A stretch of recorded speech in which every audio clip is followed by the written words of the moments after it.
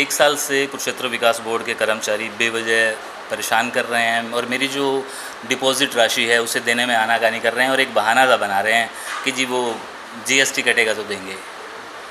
तो जीएसटी ज़रूर काटी जाए, मैं इसके ख़िलाफ़ नहीं हूँ, मैं सहमत हूँ जीएसटी काटी जानी चाहिए। लेकिन आप किसी भी चीज़ का मुआवजा या कोई ऐसी चीज़ आप सामने वाले से लेते हैं तो कम से कम उसके एवज में उसे एक नोटिस तो देते हैं, एक कागज़ तो भेजते हैं, एक बंदा तो भेजते हैं कि हम आपको इसके बदले में इतना और ये चार्ज लेने जा रहे हैं। अगर मैं उसके सहमत या असहमत होऊंगा तो मैं आपको बता दूंगा, लेकिन आप लोगों के पास इस तरह की कोई चीज़ नहीं है तो फिर मैं उस चीज़ का क्या दूँ, बेवजह मैं क्यों आपको पैसे दे दूँ। तो आपने 2016 में आपने बात कही जो पहले कुछ काम किए हैं, तो हाँ, मैंने 2016 में इनके लिए कुछ काम किए थे जो कि वर्बल थे। इन लोगों की तरफ से मुझे कोई कागज़ी ऑर्डर नहीं मिले थे, मैंने भी कर दिए थे। 2016 में ये लोग मुझे सीएम हाउस में, सीएम ऑफिस में लेके गए थे जहाँ पे इन्होंने बाइटें करवाई थी सीएम साहब की, और उसके एवज में इन्होंने मुझे 20,000 रुपये के करीब पैसे देने थे। मैंने 2017 में जब इनसे पैसे मांगे थे तो इन लोगों ने कहा था कि कागज़ दे दीजिए, फ़ाइल दे दीजिए तो हम आपको पैसे दे देंगे। तो मैंने कहा जी वर्बल डील हुई थी, तो इन्होंने कहा नहीं जी कागज़ तो देने पड़ेंगे। तो जब मुझे कागज़ देने पड़ेंगे तो भाई आप भी तो मुझे कागज़ दे दीजिए, मैं कब मना कर रहा हूँ। आप लोगों ने मुझे पैसे नहीं दिए, मैं भूल गया तो आप भूल जाइए ना पैसे। तो वहाँ के जो केडीबी कर्मचारी हैं या वो किस तरह आपसे बिहेव कर रहे हैं, क्या है? उनकी तो पूछिए मत जी, वो कर्मचारी कहलाने लायक ही नहीं है। पहली बात तो उनको ये नहीं समझ में आता कि ये जो केडीबी है, कुरुक्षेत्र विकास बोर्ड है, ये जनहित के लिए बना था, ना कि जनता को परेशान करने के लिए। तो क्या जवाब दिया जाता है जब आप अपनी मांगा? जब मांगा जाता है तो कहते हैं कि नहीं तो ये तो यही होगा जो हम कह रहे हैं।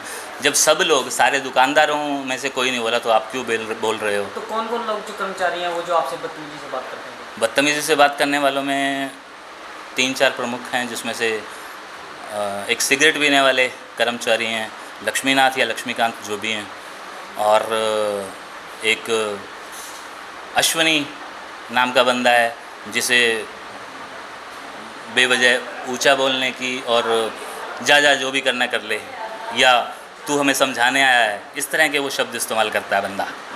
और एक दिन ऐसे ही मेरी फ़ाइल, क्योंकि 2020 में जब मैंने अपनी फ़ाइल वहाँ पे सबमिट करवाई है और उस पर ये लोग एक्शन नहीं ले रहे हैं, रिफ़ंड नहीं दे रहे हैं, तो बार बार चक्कर काटने के, परेशान होने के बाद जब मैं वहाँ पहुँचता हूँ तो मुझे एक व्यक्ति बताता है कि वो अविनाश के कमरे में रखी है, अब वहाँ जाओ। अब वो जो अविनाश नाम का कर्मचारी है, जब मैं उसके कमरे में पहुँचता हूँ तो वो मुझे ये कहता है कि आप मेरे कमरे में आए कैसे। मैंने कहा जी उन्होंने कहा है कि आपकी अलमारी के, तेरे को कैसे पता कि वहाँ पड़ी है। तो भाई मेरे को आप ही के कर्मचारी ने बताया है। ये तू, तेरे और तू तड़ाक करने वाले लोग हैं, इनको पता नहीं किस वजह से यहाँ पे। तो इस मुद्दे को लेकर आप कोई शिकायत लिखी है या लिखेंगे क्या? और इनकी तरफ से एक ही बार मुझे मेल आई है, लेकिन मैं इनको 3 बार लिखित रूप में मेल भेज चुका हूँ कि मुझे मेरा डिपॉज़िट वापस दिया जाए, मुझे मेरा डिपॉज़िट वापस दिया जाए, लेकिन ये उस पर अमल नहीं कर रहे थे। थक हार के इन्होंने मुझे कोई जवाब ना देने के बजाय इन्होंने मेरे घर पे एक चेक भेज दिया, वो जीएसटी काट के, जिसे मैंने नहीं एक्सेप्ट किया और मैं इन्हें देने चला गया।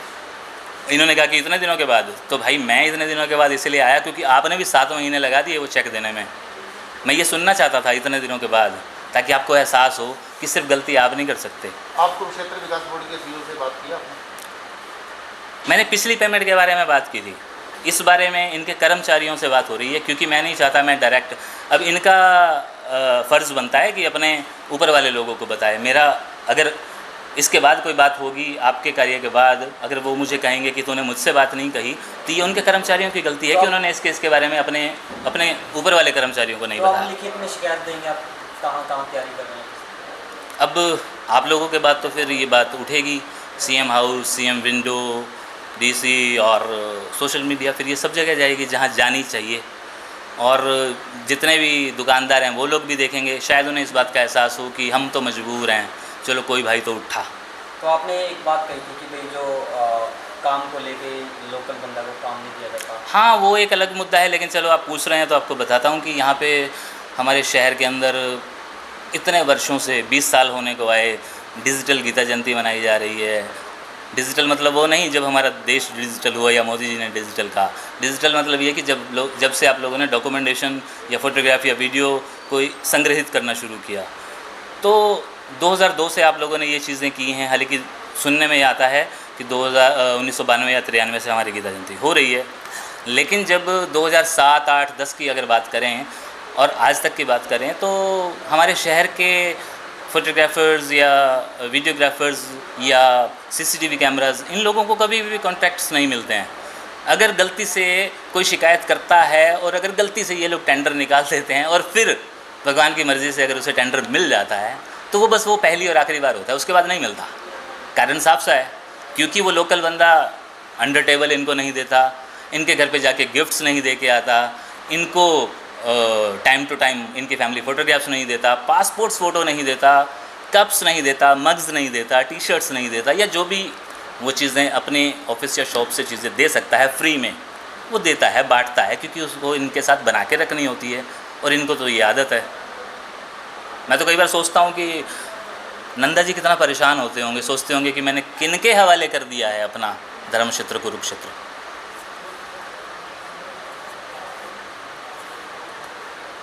क्या कहेंगे, क्या मांग रखते हैं आप जो इसके? मांग मेरी कुछ नहीं है जी, जो न्याय है वो न्याय चाहिए। या तो ये मुझे मेरे पैसे वापस दे दें, ये लिखित नहीं, मेरे पैसे दो तरह से वापस होते हैं। अगर ये कहते हैं कि हम जीएसटी तो काटेंगे ही काटेंगे, तो फिर ये वर्बल वाले पैसे दे दें जो इन्होंने मेरी ज़बानी काम करवाया था। और अगर ये कहते हैं कि नहीं जी हम ज़बानी नहीं देंगे, तो फिर ये दे दें, कहीं तो नीचे आएँ, कहीं तो बात माने, या फिर वही बात कीजिए इन्हीं की चलेगी, हमारी तो कोई सुनता नहीं। अब हमारी कोई नहीं सुनता है, इसलिए आप लोगों से गुजारिश है। आपका कहने का मतलब ये आपको साफ साफ चक्कर कटाए जा रहे हैं? मेरे को 1 साल से चक्कर कटाए जा रहे हैं जी, 1 साल से। और वो और बात है कि मैं साल के 365 दिन चक्कर नहीं काटे हैं, लेकिन जब जब इन्होंने कहा, खैर इन्होंने तो कभी कहा ही नहीं कि आप इस दिन आओ, वो तो हमारी ज़रूरत होती है, पैसे हमारे हैं। लॉकडाउन के दौर में हर आदमी को अपने पैसे की, और अपने पैसे मांग रहा हूँ, किसी से खैरात थोड़ी मांग रहा हूँ।